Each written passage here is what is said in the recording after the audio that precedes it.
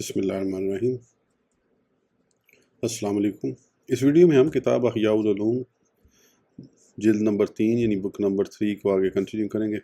اس سے پہلے اگر آپ نے سبسکرائب نہیں کیا تو سبسکرائب کر لیں اور بیل آئیکن پریس کر دیں۔ تو شروع کرتے ہیں۔ مومنوں پر 3 احسان کرو۔ حضرت سیدنا یحییٰ بن معاذ رضی اللہ عنہ فرماتے ہیں، تم سے مومنوں کو اگر 3 فوائد حاصل ہوں تو تم محسنین یعنی احسان کرنے والوں میں شمار کیے جاؤ گے۔ اگر انہیں نفع نہیں پہنچا سکتے تو نقصان بھی نہ پہنچاؤ، انہیں خوش نہیں کر سکتے تو رنجیدہ بھی نہ کرو، ان کی تعریف نہیں کر سکتے تو برائی بھی مت کرو۔ جاہ و منصب اور ریاکاری کی مذمت کا بیان۔ مقدمہ۔ تمام تعریفیں اللہ عز و جل کے لیے جو غیبوں کو خوب جاننے والا، دل کے بھیدوں کا علم رکھنے والا، کبیرہ گناہوں سے درگزر فرمانے والا، دل کے پردوں میں چھپے عیبوں، پوشیدہ نیتوں اور دل کے رازوں کی خبر رکھنے والا ہے۔ وہ انہی اعمال کو قبول کرتا ہے جو کامل ہونے کے ساتھ ساتھ شرک و ریاکاری کی گندگی سے بھی پاک و صاف ہوں۔ وہ بادشاہت میں یکتا ہے اور وہی ہے جو شرک سے بے نیاز ہے۔ خوب درود و سلام ہو حضرت محمد مصطفیٰ صلی اللہ تعالیٰ علیہ وآلہ وسلم پر اور آپ کے آل و اصحاب پر جو خیانت اور جھوٹ سے پاک ہیں۔ ہمارے آقا صلی اللہ تعالیٰ علیہ وآلہ وسلم نے فرمایا، مجھے اپنی امت پر سب سے زیادہ خوف ریاکاری کے ساتھ ملی ہوئی مخفی شہوت کا ہے جو اندھیری رات میں صاف چٹان پر چلنے والی سیاہ چونٹی کی چال سے بھی زیادہ پوشیدہ ہے۔ عام عبادت گزار اور متقی لوگ تو ایک طرف، ریاکاری کی آفات پر بڑے بڑے ماہر علماء بھی آگاہی حاصل نہ کر سکے۔ ریاکاری نفس کے انتہائی مہلک امور اور باطنی مکر و فریب میں سے ہے۔ اس میں علماء، عبادت گزار اور سفر آخرت کی منزل پر گامزن پکے ارادوں والے بھی مبتلا ہو جاتے ہیں۔ بعض اوقات وہ مجاہدات کے ذریعے اپنے نفس پر سختی کر کے اسے خواہشات سے روکتے اور شبہات سے بچاتے ہیں، نیز مختلف عبادات پر اسے زبردستی ابھارتے ہیں۔ یوں ان کے نفس ظاہری اعضاء سے متعلق گناہوں سے تو عاجز ہو جاتے ہیں، لیکن نیکی اور علم و عمل کے اظہار کے ذریعے راحت کے طلبگار ہوتے ہیں۔ اس مقام پر وہ مجاہدات کی مشقت سے چھٹکارا پا کر مخلوق کے ہاں مقبولیت اور ان کی طرف سے اپنی تعظیم و توقیر کی لذت حاصل کرتے ہیں۔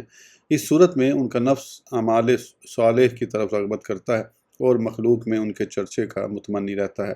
چنانچہ وہ صرف خالق کے مطلع ہونے پر قناعت نہیں کرتا بلکہ لوگوں کے تعریف کرنے پر خوش ہوتا ہے، اور اللہ وحدہ لا شریک کی طرف سے حاصل ہونے والی تعریف پر اکتفا نہیں کرتا۔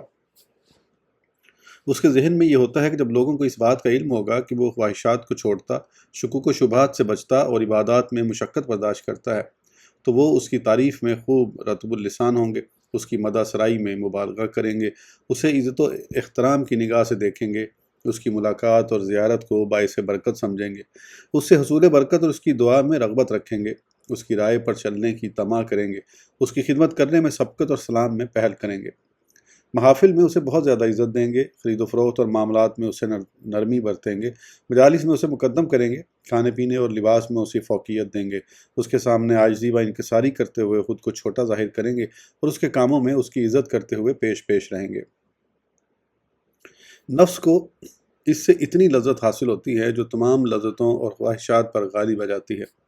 یوں نفس گناہوں کے ترک کرنے کو گناہ نہیں سمجھتا اور عبادات پر استقامت کی سختی کو آسان تصور کرتا ہے، کیونکہ وہ باطن میں سب سے بڑی لذت و خواہش کی چاشنی کو محسوس کر لیتا ہے۔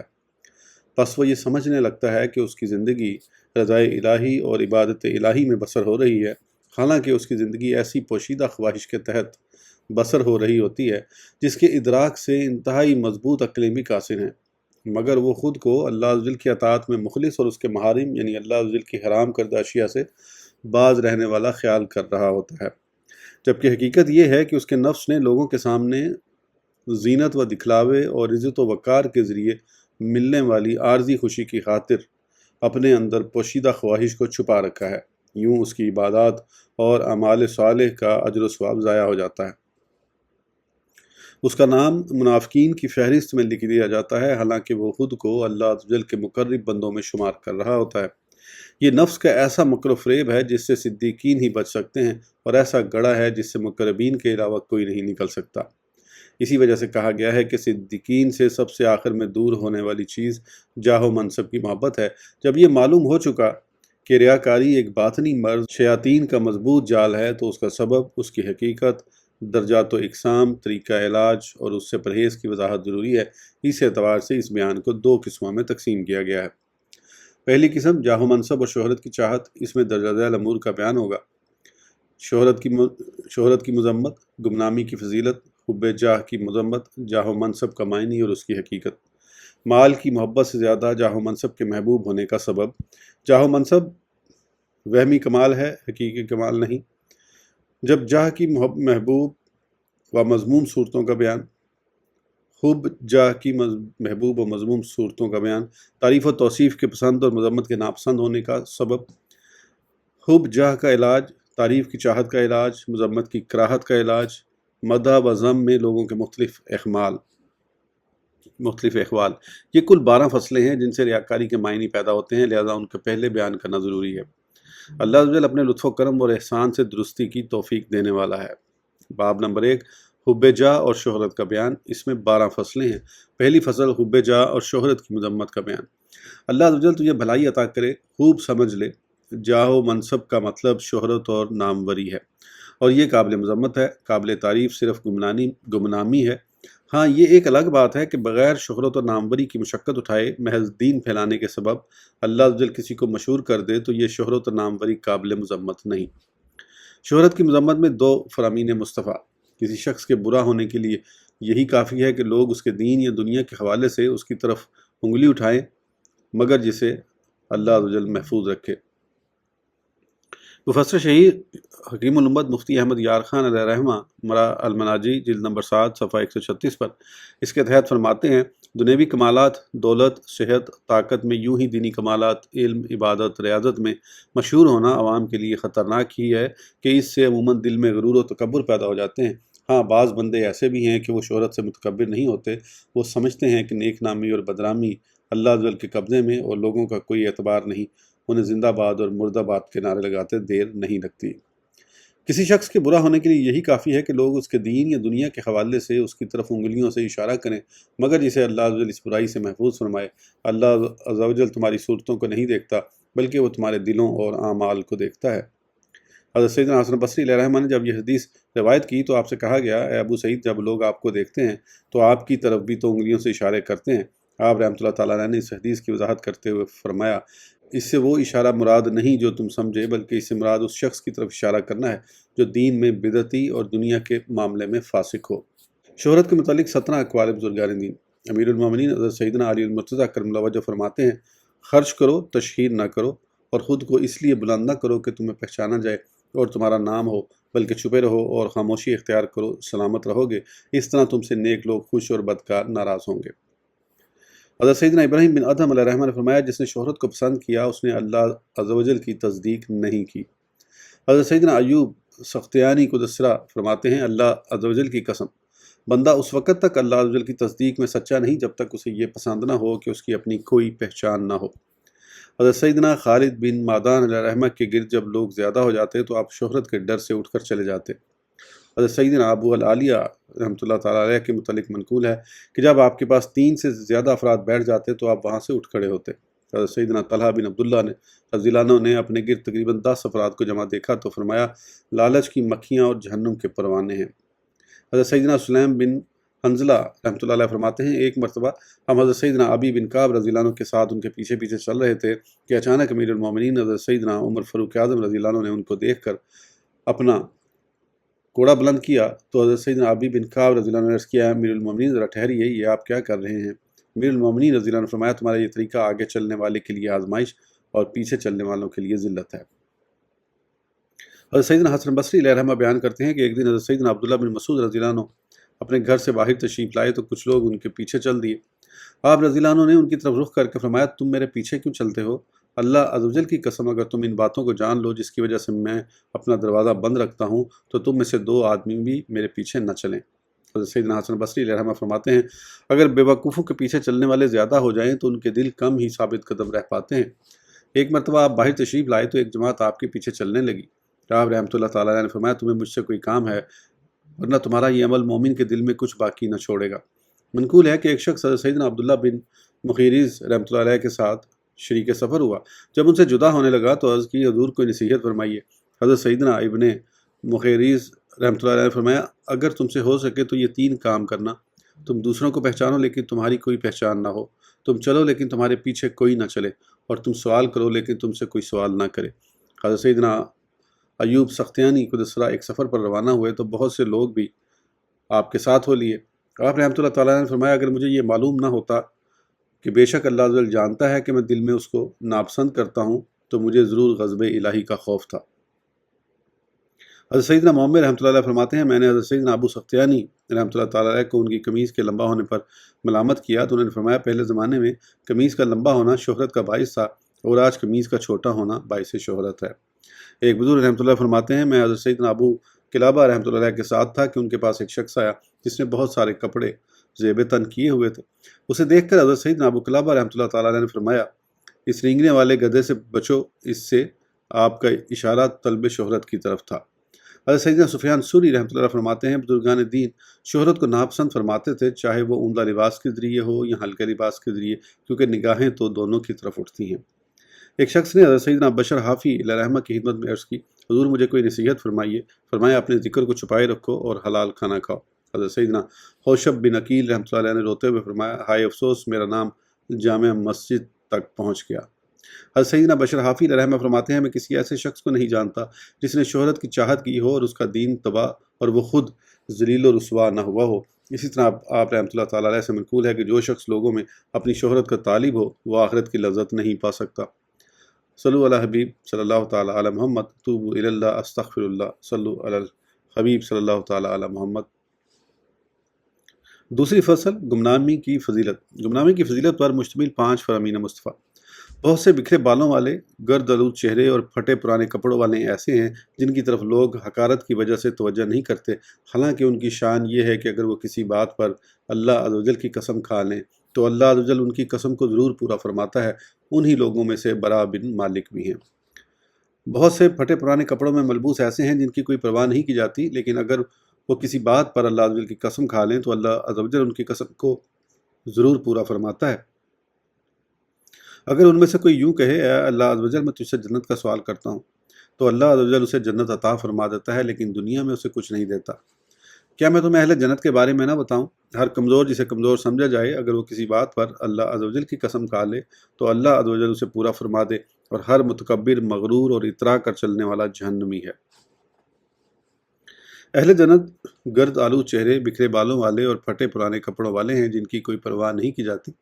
یہ وہ لوگ ہیں اگر بادشاہوں کے پاس جانا چاہیں تو انہیں اجازت نہ ملے، عورتوں کو نکاح کا پیغام دیں تو انکار کر دیا جائے، جب بات کریں تو ان کی بات سنی نہ جائے، ان کی ضروریات ان کے سینوں میں ہلچل مچا رہی ہوتی ہیں۔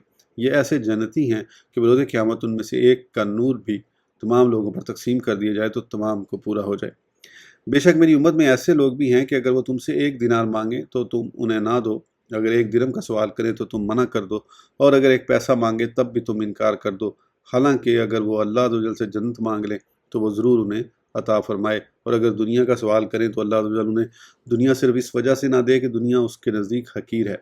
بہت سے پھٹے پرانے کپڑوں والے ایسے ہیں کہ اگر وہ کسی بات پر اللہ عز و جل کی قسم کھا لیں تو اللہ عز و جل اسے ضرور پورا فرما دے۔ گمنامی کے متعلق 9 اقوال بزرگان دین پر بھی ہے کہ ایک مرتبہ امیر المومنین حضرت سیدنا عمر فاروق اعظم رضی اللہ عنہ مسجد میں داخل ہوئے تو دیکھا کہ حضرت سیدنا معاذ بن جبل رضی اللہ عنہ سرکار دو عالم صلی اللہ تعالیٰ علیہ وآلہ وسلم کی قبر انور کے پاس رو رہے ہیں۔ پوچھا آپ کیوں رو رہے ہیں؟ عرض کی میں نے رسول اللہ صلی اللہ تعالیٰ علیہ وآلہ وسلم کو فرماتے سنا ہے تھوڑی سی ریاکاری بھی شرک ہے، بے شک اللہ عز و جل گمنام پرہیزگاروں کو پسند فرماتا ہے کہ جب وہ غائب ہوں تو انہیں تلاش نہ کیا جائے، اور جب موجود ہوں تو انہیں کوئی نہ پہچانے۔ ان کے دل ہدایت کے چراغ ہیں، وہ ہر مصیبت و مشکل سے نکل جاتے ہیں۔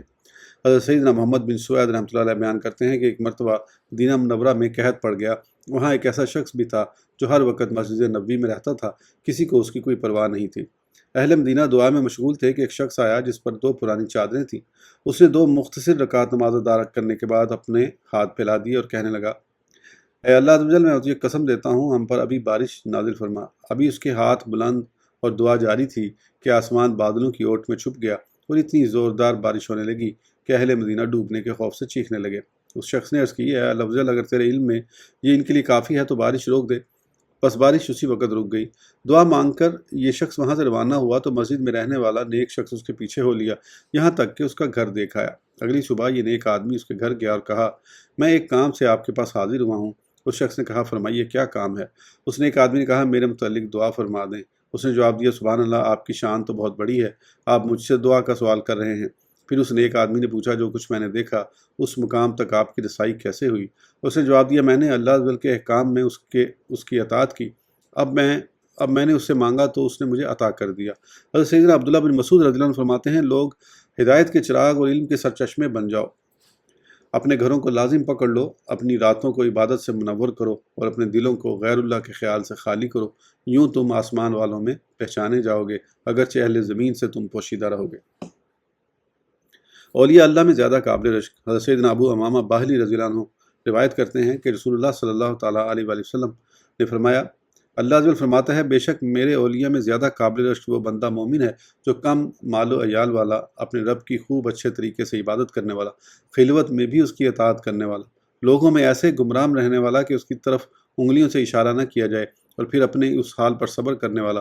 اس کے بعد رسول اکرم صلی اللہ تعالیٰ علیہ وآلہ وسلم نے اپنے انگوٹھے کو انگلی پر مارا اور فرمایا، اس کی موت جلد آ جائے، اس کا ترکہ اور اس پر رونے والے بہت تھوڑے ہوں۔ حضرت سیدنا عبداللہ بن عمر رضی اللہ عنہ فرماتے ہیں، اللہ عز و جل کے ہاں زیادہ محبوب اجنبی لوگ ہیں۔ پوچھا گیا، اجنبی لوگوں سے آپ کی کیا مراد ہے؟ فرمایا، وہ لوگ جو اپنا دین لے کر لوگوں سے علیحدہ ہو گئے، یہ کل بروز قیامت حضرت عیسیٰ علیہ السلام کے ساتھ جمع کیے جائیں گے۔ حضرت سیدنا فضیل بن عیاض رحمۃ اللہ علیہ فرماتے ہیں، مجھے یہ بات پہنچی ہے کہ اللہ عز و جل نے اپنے بندوں پر جو احسان کیے ہیں ان میں سے بعض کے بارے میں یوں ارشاد فرمائے گا، کیا میں نے تجھ پر انعام نہیں کیا؟ کیا میں نے تیری پردہ پوشی نہیں فرمائی؟ کیا تیری شہرت کو پوشیدہ نہیں رکھا؟ حضرت سیدنا خلیل بن احمد نحوی علیہ رحمہ یوں دعا کیا کرتے، اے اللہ عز و جل، اپنی بارگاہ میں مجھے اپنے مقرب بندوں میں جگہ عطا فرما، میری نظروں میں مجھے حقیر کر دے اور اپنی مخلوق کی نگاہوں میں مجھے متوسط درجہ عطا فرما۔ حضرت سیدنا سفیان ثوری علیہ رحمہ فرماتے ہیں، میں اپنے دل کو مکہ مکرمہ اور مدینہ منورہ کے غرباء کے ساتھ راضی پاتا ہوں جو تھوڑی غذا پر قناعت کرنے والے اور لوگوں سے کنارہ کش رہنے والے ہیں۔ حضرت سیدنا ابراہیم بن ادم علیہ رحمہ فرماتے ہیں، میری آنکھیں دنیا میں ایک دن بھی ٹھنڈی نہیں ہوئیں، البتہ ایک مرتبہ جب میں نے ملک شام کے ایک دیہات کی مسجد میں رات بسر کی تو دستوں کی بیماری میں مبتلا ہونے کے سبب وہاں کے مؤذن نے مجھے ٹانگ سے پکڑ کر گھسیٹتے ہوئے مسجد سے باہر نکال دیا تو اس دن میری آنکھیں ٹھنڈی ہوئیں۔ حضرت سیدنا فضیل بن عیاض رحمۃ اللہ علیہ فرماتے ہیں، اگر تم گمنام رہ سکتے ہو تو گمنام رہو، تمہارے گمنام رہنے میں تمہیں کوئی نقصان نہیں اور نہ ہی اس میں کوئی حرج ہے کہ تمہاری تعریف نہ کی جائے۔ جب تم اللہ عز و جل کی بارگاہ میں مقبول ہو تو لوگوں کی نظروں میں مذموم ہونا کوئی معنی نہیں رکھتا۔ یہ احادیث اور اقوال بزرگان دین تجھے شہرت کی مذمت اور گمنامی کی فضیلت کی پہچان کروا رہے ہیں۔ شہرت اور ظاہری نیک نامی کا مقصود تو محض لوگوں کے دلوں میں جگہ کرنا ہے، اور یہی حب جاہ ہر فساد کی جڑ ہے۔ اس ویڈیو کے لیے اتنا ہی، پھر انشاءاللہ اگلی ویڈیو میں آگے کنٹینیو کریں گے۔ اس وقت تک کے لیے اجازت دیجیے، سبسکرائب کرنا نہ بھولیں۔ اللہ حافظ۔